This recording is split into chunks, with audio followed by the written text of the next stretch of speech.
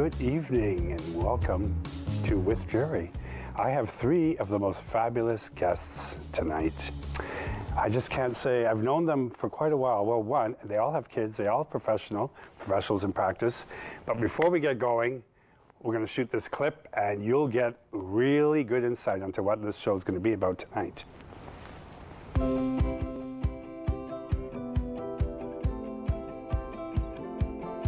My name is Morgan Sheridan, and I started Professionals in Practice as I really felt as though there wasn't a good outlet for LGBTQ professionals and small business owners in the city of Barrie, a place where people could go and find other people just like them. I was born and raised in Barrie. I grew up on the East End and attended Oakley Park and later Barrie North Collegiate. At that time, growing up gay in the city was tough, and I really felt that I was not only the only gay kid in high school, I kind of felt like I was the only gay kid in the city. Being in business now for 13 years, it is different than being in high school, but I still believe that LGBTQ professionals and small business owners face unique challenges that others don't have to face. Professionals in Practice is Barrie's first LGBTQ professional and small business association. Our primary goal is to help foster interactions between other LGBTQ professionals and small business owners. So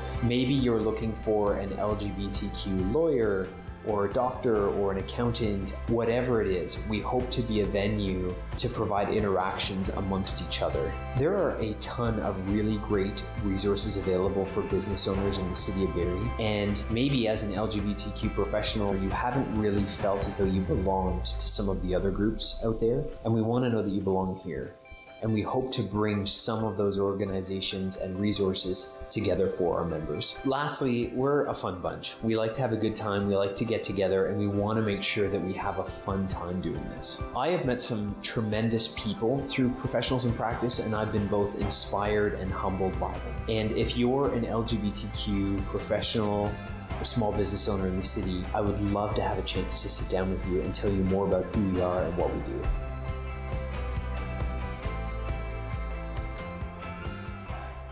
Back, and here's the gentleman that was in that. Morgan, good to see you. That's a great clip. Thank you. Thanks. Professionals in Practice. Thanks. And we have Chris Hart. Chris, good to see you. Good to see you. And Lagaya Birch. Hi. How are you all? Yeah. Good. Some of you I've known longer than others. Yeah. Lagaya I've known the longest. Yeah. That's right. 15, 16 years. Yes. Followed her career over the years.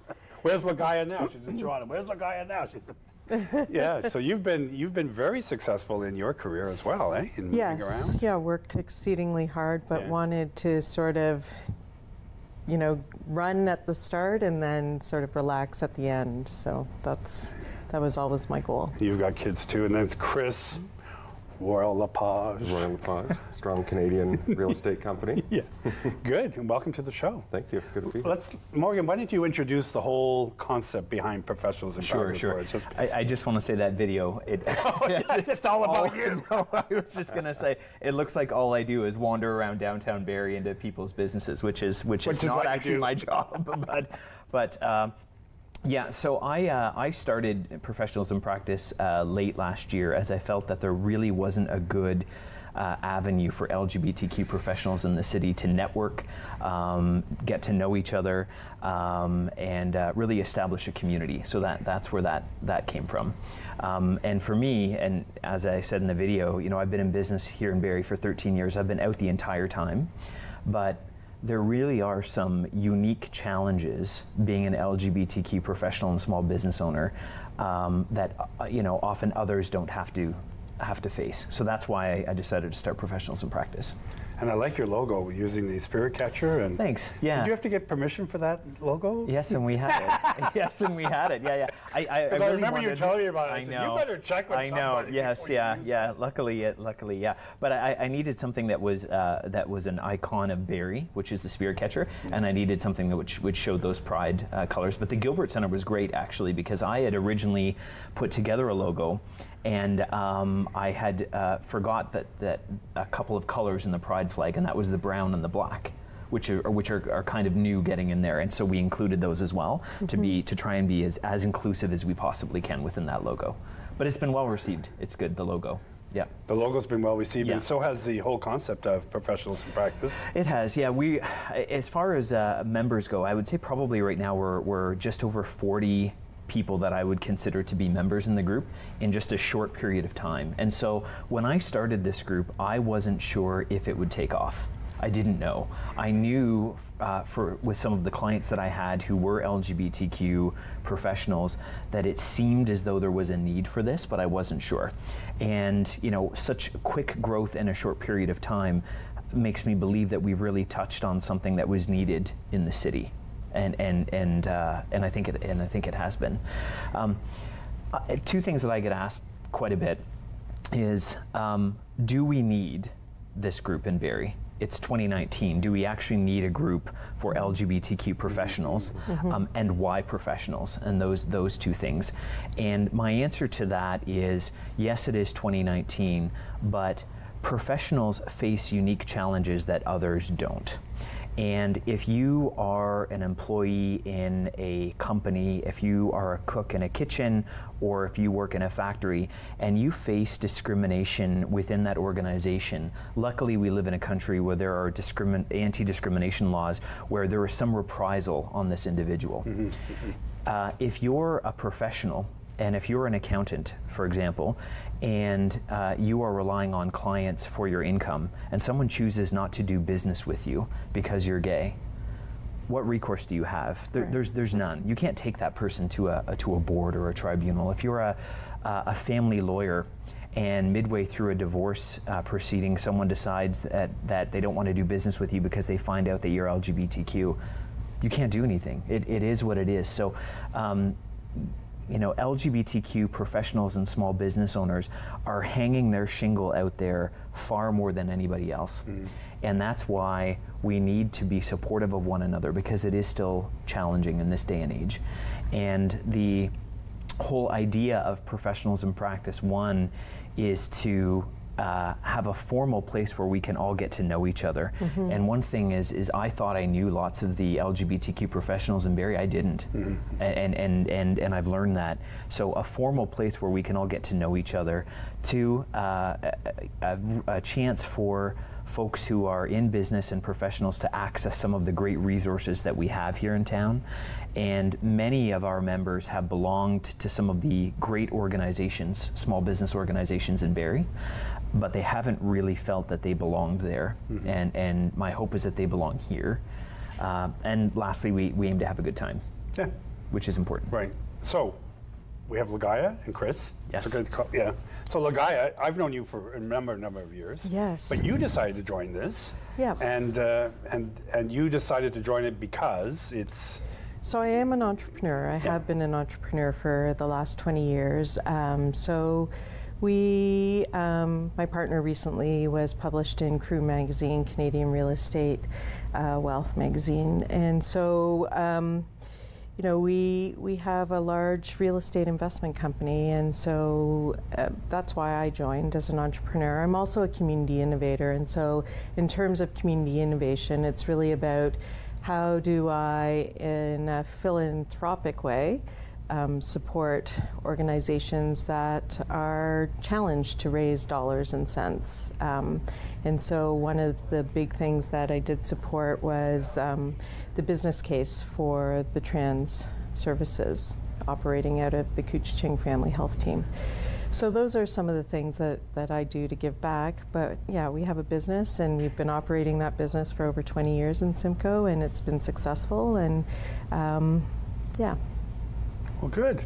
Well, and welcome again to the show. It's so good to see you. Yeah, it's great to see you. Mr. Hart. Jerry. You're also in real estate. I am, yes. I've been selling real estate for the past 9 years in Barrie and surrounding areas of Simcoe County. Born here, raised here, went to Toronto. Didn't see myself coming back. It was an interesting experience growing up gay in Barrie during that time. And I'm not going to give you the numbers so you can calculate my age, but it's nothing wrong with being 34. Well, there you go. Yeah. You're absolutely right. Just because you have an Anderson Cooper hairstyle doesn't mean. You're absolutely right. Yeah, exactly. So coming back to Barrie and deciding to, to get into business for myself, I need to build a client list. And so some of those experiences from the past felt a little, it brought them up. And so for the initial part of my career, I don't know if I was hiding it, but I wasn't vocal about it. Right. I wouldn't go out of my way to highlight it.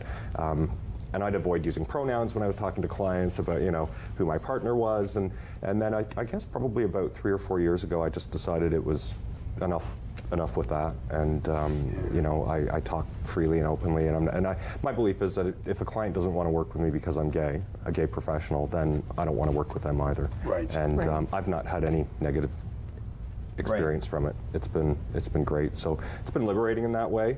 You don't have to edit your story anymore. Right. It's important. Yeah. Yeah. And your story doesn't become the focal point. Exactly. It's business. it's Business is a non-issue. business, right? Right. It's not about being gay or straight or anything else. It's about I'm here to do business. Exactly. It's all about business. Right. Money. Yeah. Preferably in my bank account from your bank account. Exactly. Yeah, and Chris's story is one that I have heard since starting this group time and time and time again. And in Barrie, and we've come a long, long way because I grew up in Barrie as well, even though you're younger than I am. But people, professionals who don't necessarily hide the fact that they're LGBTQ, but they don't talk openly about it, is still incredibly commonplace in Barrie. And that's why, when I look at some of our members, and I look at the number of people collectively that we employ in the city, I look at the impact that we have on the broader economy. Yes. The people that we manage money for. We're an important part of this city. And it is time that we had a group that recognizes that and collects us all together, because we shouldn't have to be hiding anymore. I mean, and the more people that come out as LGBTQ professionals, the easier it's just going to be as we go. Toronto brought out a magazine called The Pink Pages. You remember? Yeah. A few years Yeah. ago. I don't know how many years ago they had that out. I remember that, yeah. And it was Decades. mostly all LGBTQ businesses. Yes. So that if you wanted to support an LGBTQ business, Yeah. you just flip through. But I think you're right. I don't know if we all agree, but in Barrie, it would be hard to say, well, who does real estate? Who's gay and does real estate? Yeah. Or who's gay and does financial planning? Sure. You've been on my show a few times Yeah. talking about financial planning.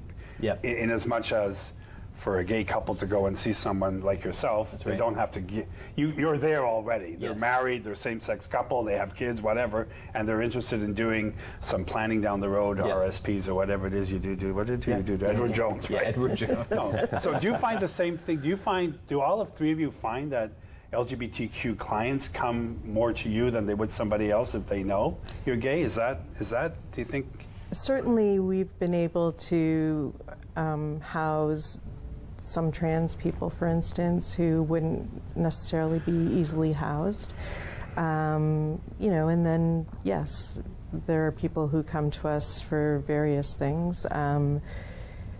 So I would say yes, if anything, we're creating an opportunity for people that might not be able to see an opportunity. At the same time, in our experience, managing buildings and managing relationships with people, I think if you're authentic and people see that, that builds trust and rapport right away. And so with that, they're willing to work with you, right? And so, if anything, we've been able to offer housing to a diverse market while creating long-standing relationships. Exactly. Yeah. Do you feel the same way, Chris? I feel similarly. I've not done a ton of business with people from our community. There's been a few, and it's just, it's not a market. I don't really target a market. I work with kind of whoever comes along. Although you did with us just last week. Although, you worked yes, with us. that's right, yeah. I did, Yeah, and yeah. that was a great experience. Yeah. But certainly, I'd love to work with more gay people from our community, for me, a lot of my business is referral based, and maybe similar Yeah. with all of you. And so, I don't, you know, a lot of it comes from happy clients or family members of happy clients who my name's been passed along to. So, but I feel, you know, it was important when we decided that we were going to have a baby. I thought I need to be completely comfortable and out, because I don't want to portray that to him. Right. Right. And so I don't want any secrets. I don't want any, you know, any shame, any hiding. And so, and I don't think I was so much hiding. I just wasn't. I was going out of my way not to discuss it. Yeah. And so it's been really liberating over the last 3 or 4 years to kind of just let that go. And you know, and I've not noticed any impact on my business at all. So it's just a big non-issue. And I think a lot of times we'll internalize these things and make them out to be a bigger deal than they really are. Absolutely. And you know, I've been here in Barrie, I think, for almost 12 years, 11 years back in Barrie, and it's been a very different experience from when I grew up here. Oh, for sure. Very comfortable. Yep, for sure. Well, because Barrie is notoriously quite conservative. Very conservative. Yes. So it would make, that would be a challenge, and then the whole global, it seems, anti-gay. You know, I'm thinking about the U.S. president and his philosophies, and then over in the Middle East and their philosophies, and the Ukraine, and it's starting to creep a little bit back into Canada, just a little bit, which impacts at a time now that your professionals in practice are coming out. And I think it highlights the fact that it's not about being gay or straight or trans. It's about doing business. Right. We're in it to do business. You know, that's what it's about. You know, one thing that, and you know, to Chris's point too, when new clients come in and they sit down, I have a picture of the girls, my two. Oh, I knew you had to talk about my two babies. And we'll talk about the kids. You know what? I've sent a million pictures in. I don't know if we'll put them up, but no, we're not going to do that. And I've got a picture of my kids behind me in my boardroom. And the first thing that people will do is they'll come in and they'll say, "Oh, you know, that's you know, those are your kids," and we'll talk a little bit about that. "Oh, wonderful. Is your wife staying at home?" And so 3 or 4 times a week, I have to come out again. And there was another Professionals in Practice member who shared with me a very similar story about that over and over and over again. And although it's still 2019, when I have to say, no, my partner Chris stays home, there is still that part where you wonder, how are you going to take this, right? Everyone has been fantastic. I have never had anyone you know, get up and walk away, which I think is great, and that's a testament to how far we've come in this city. But everyone does know that I'm gay, and so if there are people who choose not to do business with me, I would never know. They just wouldn't come in the door. So I wouldn't know. But to Chris's point, it doesn't impact my business at all. But it's interesting what you say. Here you are, and there's pictures of kids, your kids, and it's automatically assumed that your partner is female. Right. Did you find that, Lagaya, or because you have twins? Yeah, so we have twins. You know, I wasn't the birth mother, and so, you know, I'm a little more racialized than my kids. And so, you know, sometimes people don't necessarily see me as the mother right away. When you see me interacting with the kids, absolutely you'll know that I'm the mother.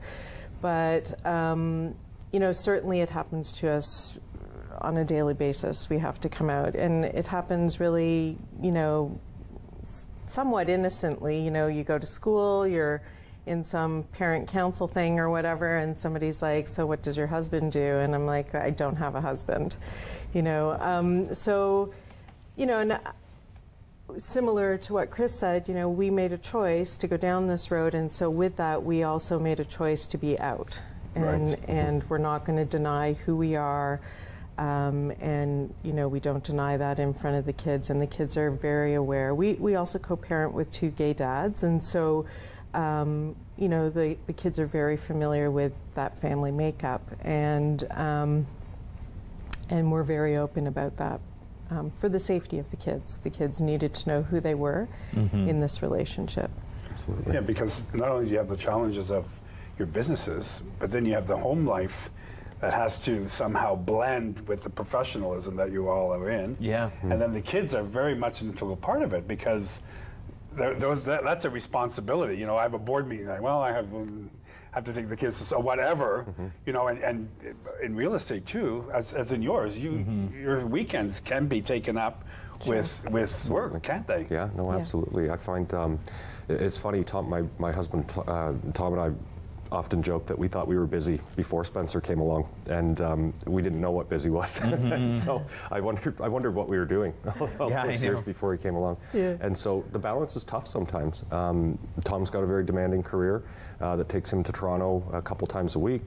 We're fortunate that he does get to work from home the other days of the week. And then I guess I've been in real estate 9 years, going into my 10th, and I've gotten a little better at structuring my schedule. So in the beginning, you start a business, you've got to be available 24/7. Someone calls, you jump. And so I'm at that point where I'm comfortable saying to clients, you know, can we do it between this time and this time? Of course, there's situations where I have to accommodate, and I will. But it's a challenge. I mean, it's you know, juggling that, and a 2-year-old is very active. It requires a lot of hands-on management. Yeah. But we managed to do it, and not without support. So you know, my mom is a big support. She loves taking him. She doesn't live far from us, so you know, in case of an emergency, it's, Mom, can you come down, or can we bring him up? And so that's been great. And we resisted that support a little bit at the beginning, because there's a sense, you know, we can do this, we got this. Yep. And then, you know, maybe 6 or 7 weeks, and it was like, can you come and help? But it's a reality that we deal in today, because I was at a business meeting in Aurelia last night, and it was 5:30, and one of us had to go because they were doing soccer pictures at 6:30 in Barrie, and that's it. I gotta go, but we haven't. Gotta go. Yeah. And that commitment is got to be so, you just can't say, well, maybe I can make it. You've got to hold tight. Would you all agree that that's... Absolutely. Yeah, absolutely. The children are there and the business is there, but then the children really do take priority in the end. Absolutely. Yeah. And I find too, I mean, in you know, gay households, there isn't that silo of responsibilities that you might get when you think of the traditional heterosexual mom-dad relationship. And so that creates some fluidness when it comes to, you know, who is doing what. Chris does everything in our house. Thank goodness. Everything, thank gosh. But I think in many different ways, you know, if you were the traditional breadwinner, if you were the professional, and you think of, you know, Ward Cleaver going to work every day, you could work late. You could just keep working, and then that was your job. But LGBTQ professionals, not so much, because you typically will have both people, you know, at work, or and those roles tend to blend in a little bit more. So I think both people tend to care for the kid a little bit more, and if you've got a career, that does impact it, you know. But heterosexual, straight, married couples, they have the same two careers anyway. So it's not that LGBT are different. Right. They're looking at the same dynamics. You know, I mean, my kids are all in their 30s now, and I have grandkids, and I remember bringing my youngest grandson to work, and it's a nightmare bringing your kids to work. I don't know, like, you know, and he was. I was telling people he was at the time when he was into buttons, and he went to the printer. We never even knew how to turn the printer on, but there's a little lever that goes up and down, and it was at his eye level, and he saw this little, and he turned the printer off, and somebody went to print, and they said, we called the printing company, you know, the rival printing, there's something wrong with the printer, and then the guy came, we don't know what's wrong. Somebody turned it off. And they all looked at me and said, sure, grandson, go away with him.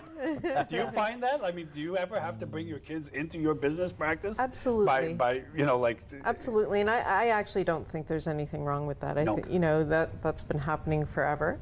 And, you know, we just make it sort of the natural thing. So part of our choice in going down this road was to try and make it as natural as possible. So if we're going away, we all go away. If we have a tight timeline around work, the kids come. So they've sat there, you know, with their toys or with a movie and been part of, you know, some of the things that go on. You know, I agree. You know, there's always a challenge around balance, and you know, I think as Morgan was saying, things might be a little less gendered, right, in character in our home, and so. You know, for Sarah and I, we both take the garbage out. We both cook, right? So you just do. You know, and having twins, you know, in the beginning we were like, oh, we can't do this. And, you know, but it was great to have sort of both families, our chosen family and our biological family at hand. And, you know, having all of those individuals wrap around us and create a community for our family. And so that's been really helpful too. You know, one of our friends who stayed with us in the beginning because she didn't have a job, she did everything for us, sort of like a nanny, because Sarah had a C-section and just wasn't really recovering well, and I had to go back to work. So, you know, Mackenzie's been in our life, Auntie Mackenzie, you know, from the beginning, and that will be just the way it always is. Right. Yeah. Do you find just who's the dad, who's the mom, who's the wife, who's the husband? Do you find, does that creep in at all? Not really. I'm not sure how it evolved in our household, and it just did. It was very organic. It wasn't planned. It wasn't structured. But it's very 50-50 with Tom and I.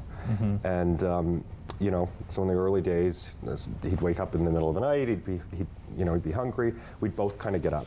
And you know, family members would comment, well, you know, if one of you's got to go to work, then, you know, stay in bed and the other can deal with it. And there was just this in both of us. So, you know, in both situations, we both just kind of participate. And you know, it was tough to have a screaming baby at 3 in the morning and go back to sleep, right? So, and then just, you know, most mornings we both take them and drop them off at daycare, and when we can, we both pick them up at daycare. And I don't know where that came from. It just feels right for us, and it's very natural. And the roles are very, you know, just 50-50, and I don't know where that came from, but I think it's a good thing. Yeah. I think it's a good thing. Both careers are equally as important. Equally as important. So Spencer's been to the office. Spencer's been to home inspections with me. With this little tape measure. And I think to Lagaya's point, people, you know, people don't seem to mind, and I think, you know, they understand, they relate to it. Yeah. Anyone who's had children understands that it just doesn't always work out. Yeah. You know, in terms of childcare or whatever the case may be. So, you know, great reception on that. Yeah. On that front, and but you're right. It's amazing. The priorities shift entirely, and you just, you know, you kind of take a breath and you take stock and you think, this is the most important thing in our lives. And the business is very important too. Yeah. Don't get me wrong, but you kind of breathe, you relax about it, and it just happens.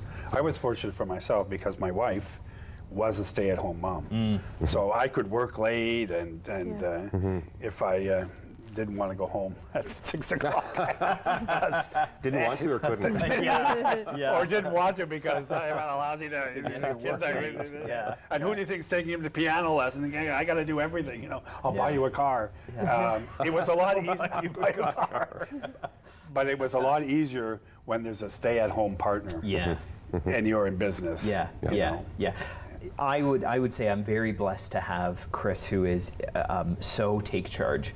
And you know, he is staying home right now, and he had the 15-month extended leave. And originally our thoughts were that, you know, he might not maybe go back, but, you know, he's looking at doing that just for a bit of a break. It's hard to give up your career. And so I know I couldn't do it, and so I think that's his motivation there, is to look at getting back. And you know, so and who takes the leave? Is it you? Is it him? Is it, you know, who takes the leave when you have kids? Well, Chris, because of his healthcare background and because I know absolutely nothing about babies at all, it was a smart choice for them, for their safety. We'll come back to that after the break. We'll be right back with Professionals in Practice with Lagaya, Chris, and Morgan.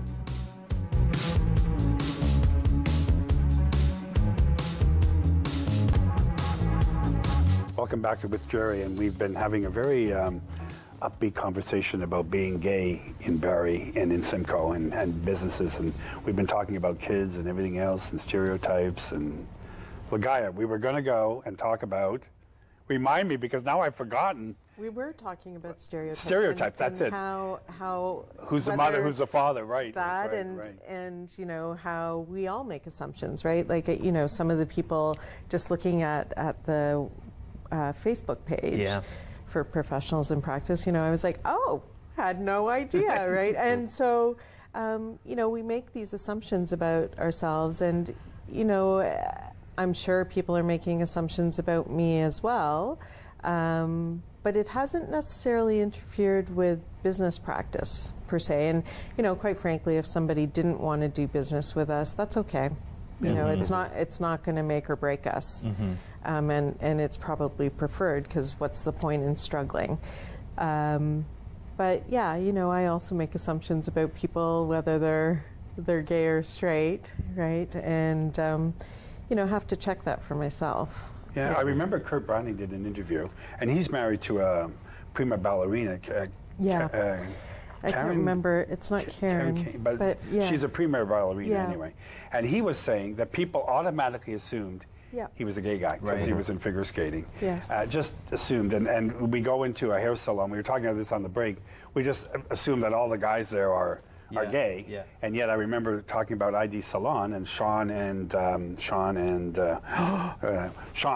his partner. People just assumed that they were a gay couple. Right. And they're not. Yeah. So forgive me, I don't know what this partner's name is. That's if they're watching, I'll get doo-doo. But that's okay. But that's the assumption. Yeah. And that was one of the things, and the guy brings up a good point, with Professionals in Practice that we do is on our Facebook page, Professionals in Practice, and our Instagram page, Professionals in Practice. On both of those, we feature local LGBTQ professionals that are comfortable being out, and that is to bring to the forefront that there are lots of us out there, and that it's okay to be out, and you can still be successful, you can still make money, you can still be in business in Barrie, and you can be gay. And it is okay. And so trying to break down those barriers. And so every week we have a featured professional of the week. And to your point too, there are some people that I've talked to that called me up, and then it was well into the conversation that I thought, oh, they're gay. Okay, I had no idea, right? And that's cool, And so that's why we do that is we feature people. But we talked a little bit about discrimination, and I've never had any outward discrimination personally, being in business or publicly. I've been very lucky that way. But since starting this group, we have online, and I'm not used to that. And it's because maybe I lived in a bit of a bubble where everything has been fine. But I remember the first time we were sent a meme, which was very derogatory online through one of our postings, and I read it and I stopped and I thought, whoa. What is this? It was mean, and we worked through it, and that was it. But we've had a little bit of that now. Online is ripe for that. Oh, right, totally. But it's been interesting because when you think, why do we need a group like this?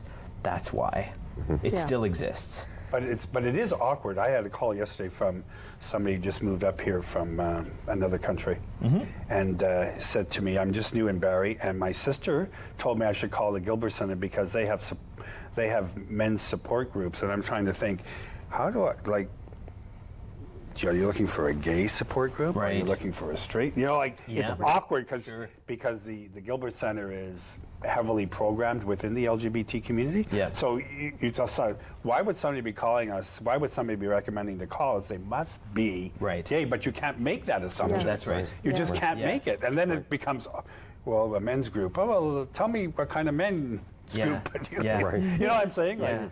So I just give it to somebody else to do. He'll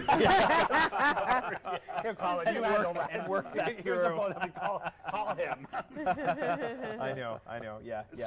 So do you think, as professionals, do you find yourself making that assumption? Like if two men came and said, "We're looking," would you assume they're gay, or could they be two straight guys could buy a house together?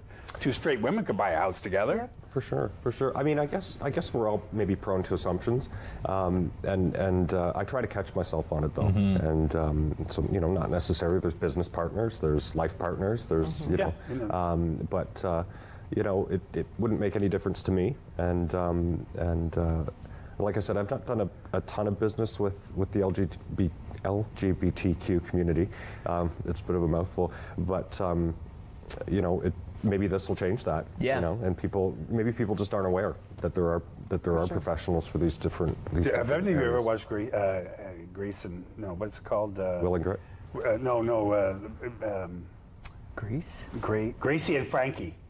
With Jane Fonda and Lily Tomlin, and they were married to two lawyers, and they had a country house together and all that. And suddenly the two lawyers come out they're supposed to be retiring, and so they get together for dinner. And the two lawyers come out as gay lovers. Oh, and they'd been lovers for like 20 years. But they were in business, they had a law practice together. And the wives are sitting there thinking, oh, they're going to announce that they're retiring. No, they're announcing that they're getting divorced. That's and they're marrying each other. That's funny. No, I haven't seen that one. I think for my business, when a couple calls and they come in together, then I assume that they're a couple, because independent people don't plan financially together. And so if there's and we do have quite a number of LGBTQ clients, because I still believe that there are some nuances, and we've talked, I was on your show talking about it, there are some nuances to investing for LGBTQ couples that are different from others. Many of them tend to remain in common law relationships. Marriage is still the minority, which impacts a variety of different financial planning aspects. And still, it is the minority that choose to have children, which will impact your finances later in life. So there are some nuances to that, for sure. But we have kids. We do, yeah. We all do. Well, not every LGBTQ person. No, I'm saying we. That's us. Yes, okay. You're on with Gerry. There's a guy. I got it. Yes, I know. Have you passed out? Where have you been this entire show? Yes, we all have kids. Yeah, so I was saying that to Morgan, that a lot of gay couples don't understand that there's custody things, if there's a divorce coming, if house planning and all this, that financial piece has to be there. That's right. Yeah, and there were some recent changes which I think are good, and not to go off too much on a tangent, to the Divorce Act, where this past year we're used to talking about sole custody or partial custody or shared custody. Those words are removed. It is now people sitting down and doing parenting plans together and establishing a parenting plan. So they're going to deal with things of where are the children sleeping, who's picking up the child from sports, who's dropping them off at school, those sorts of things, which I also think are a little bit better in gender roles, because they're now talking and they realize that families are getting more diverse. And so the mom doesn't do this, the dad doesn't do that. And previously the Divorce Act seemed to be very tied to those gender roles. Well, so that's been changed. And Lagaya would know this, well, we all know this, that the language is changing. Chris mentioned pronouns. So where they used to talk about breastfeeding, now they talk about chest feeding. Yeah. Really? Yeah. Interesting. And so there's accommodation being done out there in the big wide world. Yeah. And it needs to be reflected within our business community as well. Would you not agree, Lagaya? That Oh, absolutely. Yeah. I think it's all for the better. And it just makes it easier on people generally, to not have everything placed in this silo, because no one works that way. Whether you're gay or straight, no one's operating in a silo, right? There's, I have lots of straight coupled friends who, it's the male who's doing the cooking and cleaning, and it's the female who's the breadwinner, and that's their makeup, and that's fine, right? It's interesting you say that, because when I was married, my wife was very mechanically. In fact, I married her because she was the guy. The guy that could have babies. No, I didn't mean that. I was going to say, that's another show on its own. Not getting invited to that cottage anymore. But I remember one day, she says to me, the iron's not working, or I went to iron, it's not working. I threw it out in the garbage, right? I come home at night, throw it out, I'll get another one. How much can an iron be? What, $50? Yeah. Threw it out, came home at night after work, and the iron's back on in the laundry room, and I'm going, I threw that out. And she said, yeah, you threw it out. I went and got it in the garbage, took it apart, fixed it. There was just a wire, put it back together. It's working fine. I'm going, yeah. So we're talking about gender roles. That's amazing. Yeah. So. The thing is, for me, when I was married to her, I appreciated the fact that she had that talent, and all her brothers had it. They could take a transmission and go from standard to automatic in the afternoon just for something to do, and she had that gift. And one of my daughters has it. They look at a motor and they understand it. I look at a motor in a car and I'm going, just tell me where I put the washer fluid. That's all I want to know. Or if it breaks down, you throw your car out. Get a new one. It's broken. Because I think one of the cars I got, and I told her, I think I put the oil in the washer fluid. Do you think? What? Yeah. So for me, it was appreciating the other partner's skill sets. Absolutely. And I think I'm wondering that in business, if that would be, because you're in business with your partner in the same business. So does that ever come into conflict, like real estate deals or something, and you agree and she might not agree, or? You know, I think certainly in the beginning there was lots of trial and error, right? And that's just part of learning about each other. You know, I think why we were drawn to each other was about the partnership, whether that was relational or whether that was business oriented. And so, you know, we've really nurtured that. It is a lifelong journey. It's a lifelong learning journey. And so just that continuous learning piece is key to all of this. And knowing that we come to the table with different talents, right? And so, you know, it took us 20 years to unpack what those gifts were, and to recognize those and to bring those to the table a bit more. So there are, you know, all the financial stuff and all the hard business dealings. That's her. I'm the nurturer, and so you know, That's smart. you know, so. Building the relationships and holding on to those relationships and dealing with the vendors, that's me.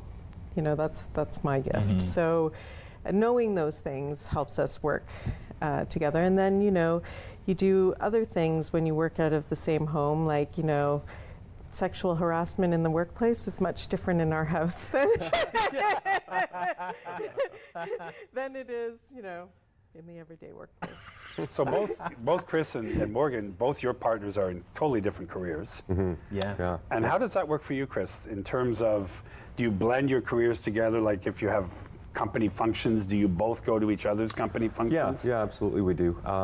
There was never any discussion of Tom and I partnering in real estate because Tom's mom was in real estate, so growing up he had that experience. He doesn't want me to talk about real estate in the house. You know, when Spencer was born, we'd made the decision that Tom would stay home because he's employed by a financial institution, so he would get the leave. If I took the leave, I don't get paid. So, yeah, right. So Tom stayed home, and we kind of wondered, you know, how would that look? And he was an absolute trooper. For 9 months, he stayed home. I learned from that, and I looked at that, and I thought, I couldn't have done that, and I thought I could have. And so that was a really interesting, you know, kind of revelation of where, you know, what the talent is or what the skill set is, and I knew I couldn't do that, and so he did amazing at it. But at 9 months, decided it was time to go back to work, and you kind of get to that place where it's not that you don't want to be home with your child, but you need to kind of pull some of your identity back, I guess, because it's all consuming, right? And so yeah, we'll go to each other's functions, work functions, but very different careers, and no desire to try and, you know, partner in real estate or something like that. Yeah. And the financial services industry just isn't my place. So one thing I will mention though is that, and it's a question I'm not sure if Morgan or Ligaya have experienced it, but and for some reason it just really grates on me. Who's the mom and who's the dad? Yeah. And I just think, you know, I don't know why that's so insulting, but it just, you know, it hits something for me. Yeah. And so I just say, you know, he's got two dads who love him very much. Yes. And, you know, just kind of breaking down that, because again, I think that's gender, you know, stereotypes. Yeah.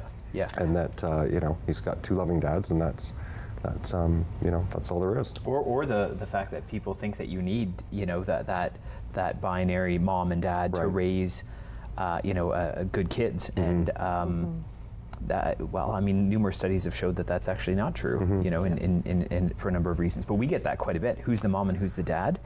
And I'm the mom. I'm kidding. That's a mistake. That's another show. No, I'm kidding. No, we're a two-dad family. But Chris, interestingly enough, when he's out grocery shopping, he'll get asked that. Oh, is mom at home? Right. Assuming that the dad is taking the kids out. Right. And then Chris has to say, no, we're a two-dad family.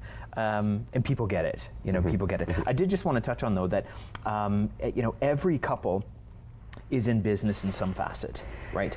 I mean, you've got, you're raising kids in a household, but when it comes to the financial part of your life, it needs to be treated as a business. And so I think in many different ways, families, we do have a business component to it, and it's important to recognize that.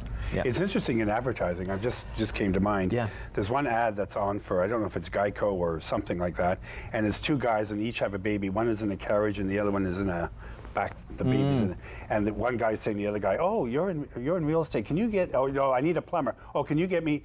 But it's two straight dudes with kids. Yeah. And when I first looked at it, I thought, oh, isn't that? I thought they were a married, but they're not. Right. Did you? I felt the same when I saw that commercial. I thought, oh, that's really proactive, and look at that, Sure. and you find out, no, it's two straight guys walking down the street with their kids. Right.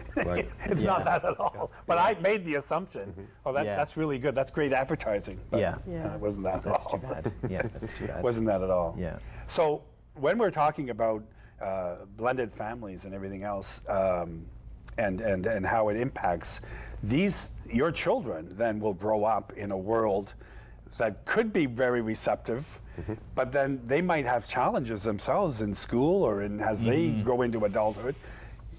Your parents are gay, or where's your dad? Like, how can you not? That's already happened. It has, So my kids are in grade 1.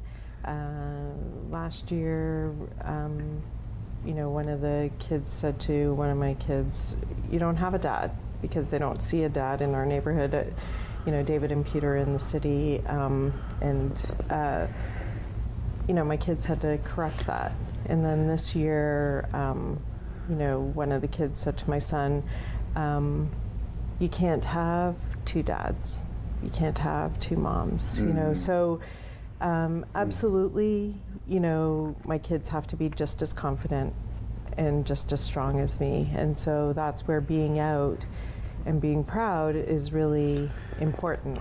And I guess having that daily practice of being out is helpful. But yes, my choices, my way of being, has impacted my kids. And so I have to prepare them for that. And so it's been great to be able to have those experiences and talk them through, and also talk through some of those gendered roles, right? And so that, they're not under this perception that a dad can only do this or a mom can only do this, right? They certainly don't see that occurring. Because our education system is, when I was in school, boys did woodworking, girls did home ec. Yeah. I grew up in a family where my father was very much a chauvinist. Like, I wasn't allowed to learn to cook, iron, sew buttons. I could make my own bed, but that was it. I didn't vacuum, didn't do dishes. My two sisters, that was their role. And then when I moved out on my own, I had to phone my mother. I was living in Winnipeg. How does the egg work? How does an egg work? No, how do you get the egg in the pan? Like I was like, how does that work? And my mother's going, oh no, I didn't at 21. I didn't have that skill set. I couldn't even cook an egg. Yeah. It's pathetic. So how does Lagaya is mentioning that she's a nurturer. Men notoriously are not nurturers in that way. So how does two men come together where instinctively they're not innately nurturing? I mean, they can be, but they're not. For Lagaya, I'm thinking it's very natural, motherly, this kind of thing. How does it work with two men? We've had that discussion in our household a number of times, and I'd say that you do draw on something. There's something that maybe you didn't know you had. When That's you true. have a child, you draw on it. But I agree, and I think in our case, our son's very close to his grandmother, and so I think he gets a component of that. Like, it doesn't, that maybe that extra nurturing doesn't necessarily have to come. I mean, it comes from his dad's, but he gets a female influence, and I think that's important. And he loves spending time there. He, he'll go for an overnight the odd weekend, and he goes there during the week for one day out of daycare with her. So I think he gets that nurturing component, and you can see that bond that's grown there. One of the things I did want to mention about what our kids are going to face in school and as they go through life. the very first Mother's Day that came along at daycare, all the kids. I mean, he was just 1.5. Right. And I love telling this story because it was just so natural in those moments when people don't need to be prompted or they don't need to be reminded, and they don't, it was just a situation that just kind of flowed. We got to the school, and you could see in all the cubby boxes, all the happy Mother's Day cards. And of course, Spencer has 2 dads. And what Spencer worked on with all the other kids was not a Happy Grandma Day card, but it was I love you Grandma card. And so they just, there was no prompting. It never crossed our mind. We just arrived that day. It was the Friday to pick up, and the Mother's Day was on the Sunday. And there was a card to Grandma, and it was that's what it was an I love you Grandma card. Oh. And I thought that was just great, and I made a point of writing to the daycare and saying that this is Spencer's first experience with how his family's different, and look at how they handled it, which I thought was amazing. And we've never had, it was just very endearing, and so we've never had any issue at this point, but I'm sure it'll come. I mean, there's no question, and that's one of the considerations when we looked at starting a family. It was what is this going to be good for for our son? Yeah, and so I think there's fears, lots of natural fears that parents have for their children, and that's just one kind of add to the list, I guess. Yeah, it's interesting because I was adopted, and I remember being confronted with, you don't know who your parents are. Yeah. And I remember my parents, they had, I was in an orphanage for a year. They told us, they were told, just tell your children they're adopted, they're adopted. They may not understand the word, but eventually there won't be a moment in time where you're going to sit down with them. And I had an uncle and aunt that adopted, and they twins, boy and a girl. They decided to wait until they were 16, and the boy was okay with it, but the daughter went ballistic. Oh, yeah. You mean you're not my dad? So I mean, there's challenges in all sorts of different relationships. Yeah. Adoption is one, gay couples are another. Yeah. So kids need to be given the skill sets to do it, and we're hoping the school systems become receptive to that. Yeah. And in Ontario, now that they're going back to 1998 sex curriculum, that's going to make it more challenging. You don't agree? Yeah. I mean, if we're all living in Ontario. Yeah. Yeah, I think it's going to raise some challenges, absolutely. And I think that's where, as parents, we still have to have a different kind of conversation, particularly around consent. And, our world is different. I think our kids do need to learn about consent younger. I think for us, too, we made a decision even before we started on the surrogacy journey, it would be an open, we would let him drive the questions. We wouldn't hide anything. We wouldn't wait to a certain point in time or a certain age. It would just be very open. And how could you go wrong with that kind of honesty and authenticity? So. And I think too, we talk about nurturing and other things. You rise to the occasion, and you'd be surprised what you can do. And something that I'm always very proud of is how many people tell us that our girls are so happy. We hear it even when we're at Lowe's, when we're at a grocery store, and they're happy, they're bubbly, and so that, and they're loved to death by everyone, and so I think. And they're well dressed. And thank you. Yeah, that's Chris. That's Chris. Yeah, thankfully. Yeah. I would have them in sleepers all day. But that's Chris. You had them in diapers for Halloween, matching.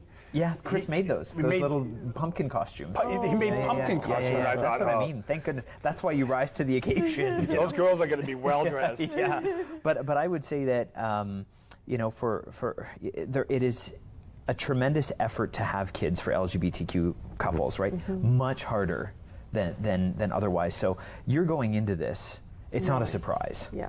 And so you know what you're going to be up for. And that's why I think, every LGBTQ parent that I have met, that child is so deeply loved because it's so hard to get them.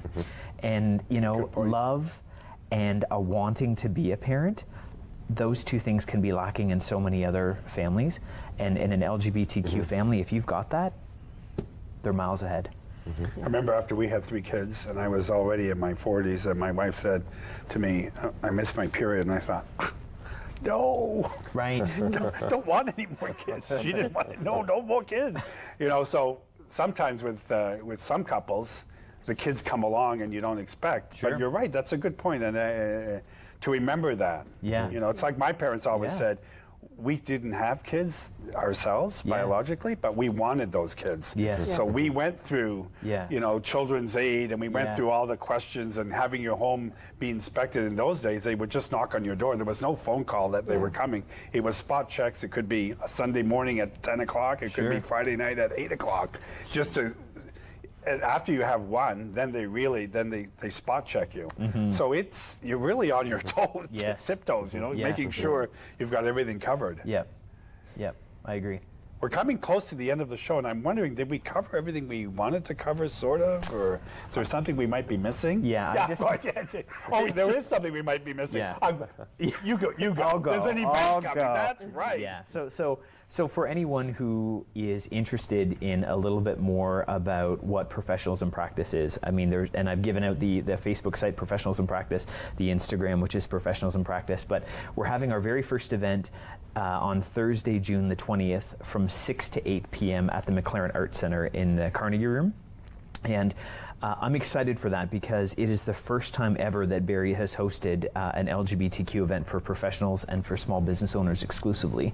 And I'm encouraging anyone who is on the sidelines, who just isn't sure, to come out and experience a little bit more about who we are and what we do. And we expect a good number of people coming. Is it like a wine and cheese, or? It's a wine and cheese. Yeah, you're coming, aren't you? Yeah.